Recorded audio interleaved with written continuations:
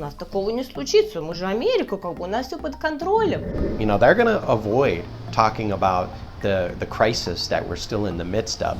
Я думаю, второй волны вируса в Америке не будет. They don't realize that it is extraordinary, it's extraordinarily bad. Всем привет, вы на канале Олеси Винклер. Сегодня, наверное, я внедряю новую рубрику «Новости от Олеси» или «Новости от блондинки». Ну, просто многие друзья меня реально спрашивают в последнее время: слушай, что у вас там такое происходит? Новость номер один, и она очень хорошая, заключается в том, что, я думаю, второй волны вируса в Америке не будет, потому что мы не справились и с первой. Мы просто зафакапили все, что мы могли зафакапить, и поэтому мы это расхлебываем, и, видимо, будем с этим вирусом жить здесь очень долго. Trump's not popular right now. You know, in general, he's seen as having handled this coronavirus situation pretty badly. He was too late to shut down things, and a lot of the states that are aligned, Republican-led states, have been too late to shut down, and they were too early to open back up again. So we have a real problem because as we're reopening, we're having a spike in coronavirus cases. Значит, сегодня у нас 26 июня, мы уже в режиме таком более открытых бизнесов находимся 3 недели, и вот какие у нас результаты. На вчерашний день губернатор нашего штата Калифорнии, он сказал, что у нас более 4000 госпитализированных людей, что, внимание, на 30% сразу больше, чем 2 недели назад. То есть мы открылись, все поехало, да. У нас также в отделах интенсивной терапии более 1300 людей, что также на 20% больше, да, чем 2 недели назад. То есть у нас открывается все, мы не побороли вирус, и поэтому сейчас у нас все стрелки едут наверх, и сегодня уже много информации о том, что густонаселенные штаты, такие как Флорида, Техас и как раз Калифорния, возможно, будет частично опять что-то закрывать, если как бы стрелки будут подниматься наверх. That's causing a lot of problems, a lot of sick people, and unfortunately more people dying. So we're not out of the woods by any means. So that hurts the Republicans. So they're not going to talk about it. You know, they're going to avoid talking about the crisis that we're still in the midst of, and they're going to act like things are back to normal and the economy's open back up again, but it's not really the case. На днях здесь Трамп, он даже сказал: давайте мы перестанем тестировать, потому что мы столько тестируем, и поэтому у нас такие ужасные цифры. Потом, значит, его пресс-секретарь сказала: ой, он там пошутил, это на самом деле шутка, а на следующий день он сказал: нет, это не шутка, я абсолютно серьезно, и он продолжает это говорить. Новость номер 2, я думаю, заключается в том, что как бы повестка дня очень сильно изменилась. Вирус, это вообще никому здесь особо не интересно, понимаете? В ноябре выборы, то есть здесь идет большая политическая борьба. The presidency is up for election, and also there's a bunch of people in the Senate and House of Representatives, are two main legislative bodies that are up for election. In the presidential election, you've got Trump, who's a Republican, who's up for re-election, and he's challenged by Joe Biden, who's a Democrat. That is an interesting battle. Two fairly old white guys, right? The Republicans are considered more conservative.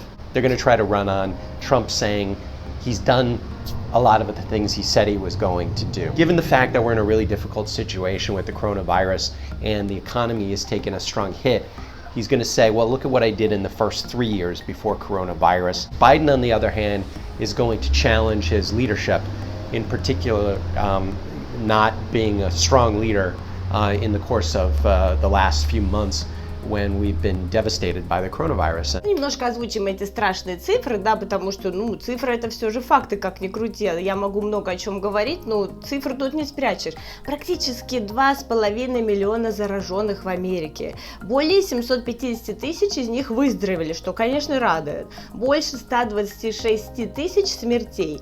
И, внимание, вот мне многие друзья говорят: слушай, у вас такая же ситуация, как у нас. У нас тоже все на карантине сидели, потом у нас началось голосование за Конституцию, у нас все открывают, вот, у нас цифры тоже большие, у нас на самом деле то же самое, что у вас. Ребят, но арифметика совершенно другая. В России вчера умерло во всей России чуть меньше 100 человек. В Америке в это же время вчера умерло около 2500 человек. Почему мы оказались в такой Но я не могу это просто по-другому назвать. Середина марта прекрасно помню. 15 марта мы собирались праздновать день рождения для моего сыночка в таком клубе Pump It Up, где там все прыгают на этих прыгалках воздушных, да. И вот накануне 15-го, как раз это было 12 марта, вдруг такая тихонечко, знаете, как маленькая новость поползла, что в Пало-Верде закрыли там пару школ, потому что там какие-то случаи появились, и народ так немножечко стал что-то говорить о вирусе, да. Середина марта, в России уже все начинают все там изолировать, в аэропорту все начинают там брызгать и дезинфицировать, в Китае и Европе вообще уже сады большинство продолжали работать, рестораны, кафе продолжали работать, маникюрные продолжали работать, когда уже стали даже школы закрываться, то есть все очень долго закрывалось, отодвигалось. В конце концов, в большинстве городов установили такой режим, скажем, safer at home, когда нужно находиться дома, но можно гулять, выходить с маской, можно заниматься спортом, то есть это был такой очень облегченный карантин, да, ничего подобного на такие более строгие меры, введенные в России или в Европе, совершенно не было. Люди даже не представляли здесь, что такое был карантин в Москве. Я, кстати, считаю, что карантин в Москве, в других городах такой строгий, с отслеживанием, со штрафами, был абсолютно правильным, потому что все же, если сравнить, где я живу сейчас, и Москву, я живу в домике на 6 квартир. Практически вся Калифорния, она низкоэтажная, здесь живут в домах, то есть, конечно, здесь меньше риск заболевания, если вы живете таким образом. Если мы говорим о Москве, где большие многоэтажные дома, да, там 13, а даже 15, огромное количество квартир, лифты и так далее, заражение будет просто происходить с огромной космической скоростью. Можем посмотреть на Нью-Йорк, да, и слава богу, что в Москве были приняты такие жесткие меры. Более того, я помню, как только началась эта история, мне прислала знакомая карту даже, что в Москве отмечено, значит, что в этом доме заболело столько человек, а здесь столько, да, то есть сразу же появилось вот это отслеживание контактов и так далее. Тут до сих пор ничего подобного нет, просто. Более того, здесь все проходит по каким-то грифам секретности, в этом доме престарелых там, что-то там 5 случаев, но непонятно, то ли это сотрудники, то ли это как бы постояльцы этого центра. Конечно, это абсолютный позор, что мы имеем в среднем сейчас около 40 тысяч зараженных в день, что вообще-то больше, чем заражается в Бразилии. Ну, то есть Америка и Бразилия, ну до чего мы скатились? Америка, которая все же презентует себя как страна с очень прогрессивной медицинской системой и так далее. Медицина как раз была одной из этих базовых проблем, из-за которой, собственно, все это управление вирусом было очень хаотичным, потому что здесь коммерческая медицина, здесь не было никакого такого централизированного подхода, как нужно бороться, как отслеживать контакты, куда люди тестируются, вообще ничего не было просто. Внимание, в середине марта официальная информация от правительства Америки была такая: маску носить не обязательно. Это просто пипец, ребята. В середине марта мой муж прилетел как раз из командировки из Европы, где как раз уже, конечно, все ходили в масках, уже было понятно, что просто, ну, если Китай ходит в масках и Европа ходит в масках, то вообще-то маска — это правильное решение. Но Америка, как исключительная страна, которая считает, что делает, естественно, самые правильные телодвижения, она сказала: маска не нужна, ребята, не надо, она не защищает, да.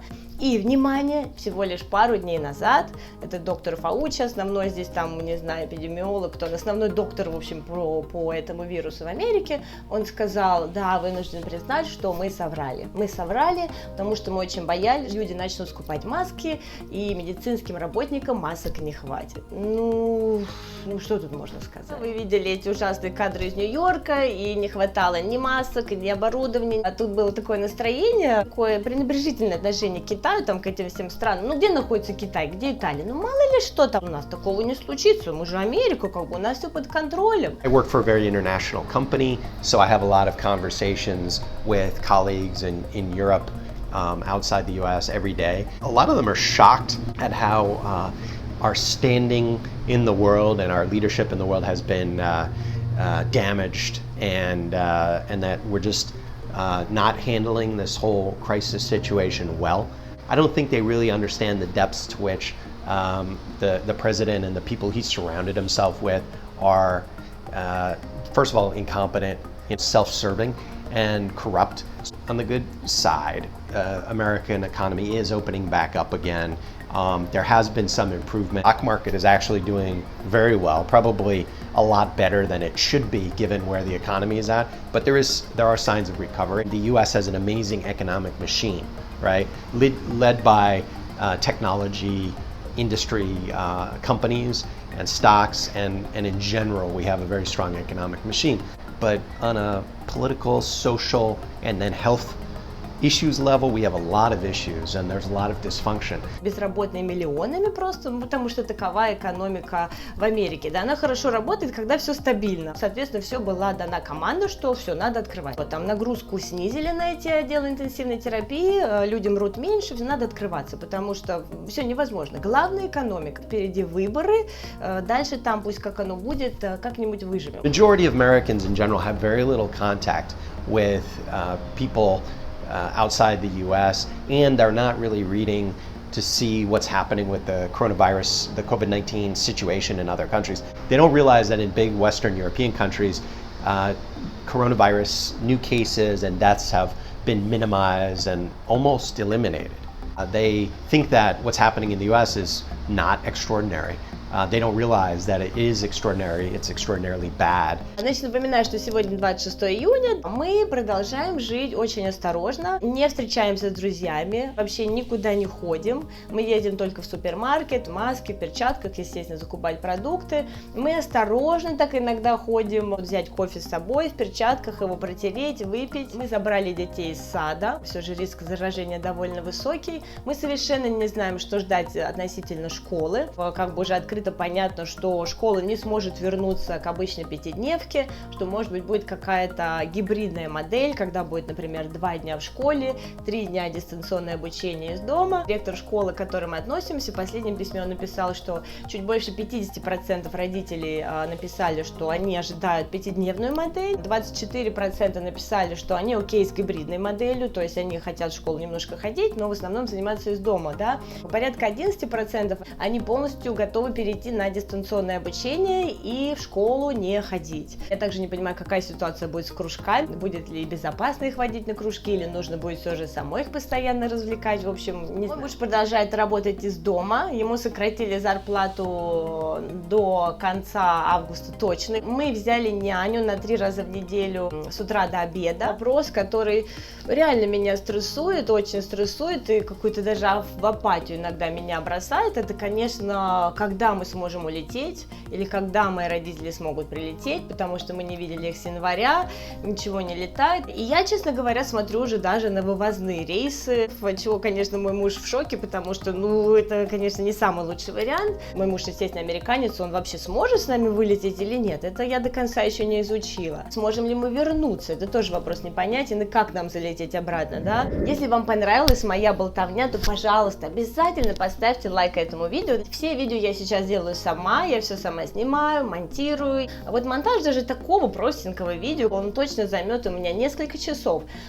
Поэтому я буду признательна, если вы оцените это видео. И напишите мне, пожалуйста, в комментарии, с какого города вы меня смотрите, какая у вас ситуация, переболел ли кто-то у вас. Всегда очень интересно, если кто-то, знаете, у кого-то заболел. Потому что многие же люди просто не верят в вирус, потому что у них, извините, никто не заболел. И они говорят, вируса нет, это все какая-то провокация. Если этот формат понравится моим постоянным зрителям, то я буду делать новости каждую неделю, потому что, судя по всему, Америку будет трясти до ноября уже, это точно еще очень-очень серьезно. There'll be a lot of uncertainty about, going back to school in the fall, about travel, about social gatherings, about sports. About everything. На этом все, пока-пока, новости блондинки подошли к концу, желаю вам отличного дня, и если вы еще не подписаны, то обязательно подпишитесь на мой канал Олеся Винклер. Хотя, господи, я же уже не блондинка, ребят. Блондинка я буду, кстати, на следующей неделе, потому что 1 июля я наконец-то записана на окрашивание волос. Если в Калифорнии не закроют опять все бизнесы, то тогда, я надеюсь, мне повезет, и я подкрашусь.